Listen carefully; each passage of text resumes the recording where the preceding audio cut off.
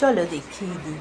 সকাল তেলে সকাল তেলে তেল তেলা গরম গরম রুটি, সঙ্গে তৈরি হয়ে গেছে চিকেন দিয়ে, ডিম দিয়ে খেতে বড় আলু ভর্তা। এটা আলু অপরূপা। মাখানিও বলা যায় গরম গরম রুটির সাথে। আর দেখো তৈরি হয়ে গেছে দেখতে আর তাহার মাছের রূপ ভাজা। এখনো বাহারি, মাছের ঝোল করা হয়নি, তো বড় বড় আর মাছের পিস ভাজা হয়ে গেছে। খেতে হবেই, আর তাই মাছগুলো তো দিয়ে তারে গাল মাখা মাখা আর মাছের কষা হোক বা সামান্য ঝোল ঝোল হোক রান্না হবে। তো আজকে এখনও এইটুকুনি, তাই দেখিয়ে দিলাম।